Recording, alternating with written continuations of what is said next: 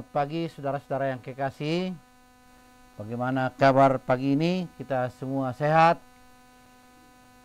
Luar biasa, Tuhan telah membangkitkan kita pagi ini. Dan sebelum kita melakukan aktivitas kita pada hari ini, kita akan mendengarkan sapaan firman Tuhan. Untuk itu mari kita berdoa.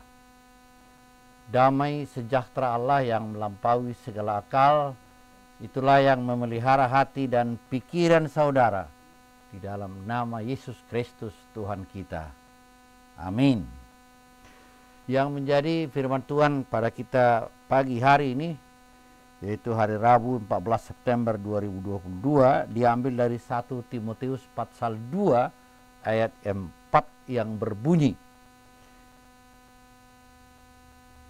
yang menghendaki supaya semua orang diselamatkan dan memperoleh pengetahuan akan kebenaran. Saudara-saudara yang kekasih, kita pernah bertemu dengan Tuhan. Kita sudah pernah berbicara dengan Tuhan. Pertanyaan-pertanyaan ini akan membuat kita bertanya, di mana Tuhan? Bagaimana aku bisa berbicara dengan Tuhan? Saudara-saudara, Paulus menjawab itu dengan mengatakan doa itu sangat penting dalam hidup kita. Karena dalam doa itulah kita bisa merasakan kehadiran Tuhan dan kita bisa berbicara dengan Tuhan. Bahkan di dalam doa itu kita bisa mendengarkan suara Tuhan. Maka dikatakan doa itu adalah merupakan nafas iman setiap orang Kristen.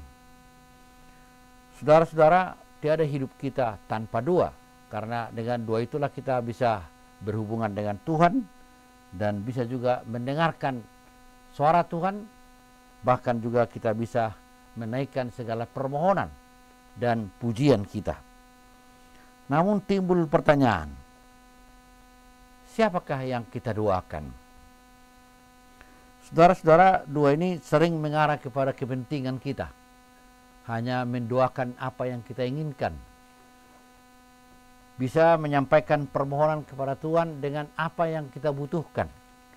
Untuk itu Paulus menekankan, di dalam doa itu nampak bahwa Tuhan menyelamatkan semua. Berarti doa itu harus menjadi doa syafaat, mendoakan semua. Dikatakan di sini dalam 1 Timotius 2 ayat 1, 2, 3 dan 4 ini, raja-raja pun, penguasa-penguasa pun harus kita doakan. Orang-orang yang tertindas, orang-orang besar, orang kaya, orang miskin, aristokrat, para petani, tuan dan hamba. Karena semuanya itu termasuk dalam cakupan yang diselamatkan oleh Tuhan. Oleh karena itu doa kita harus adalah doa syafaat, yaitu yang mendoakan semua orang. Karena Tuhan telah memberi keselamatan kepada semua orang.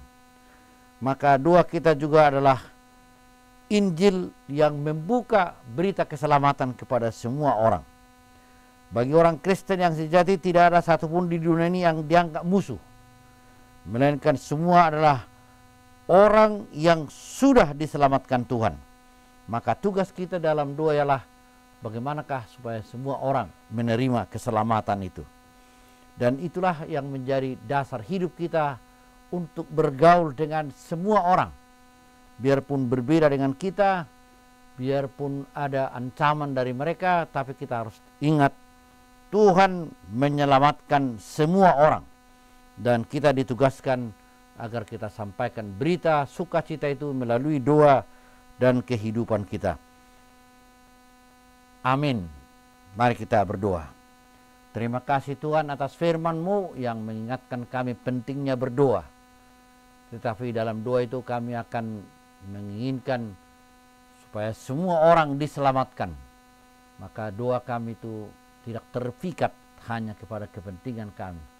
Tapi kami akan melihat rencana Tuhan yang begitu luar biasa untuk menyelamatkan semua orang.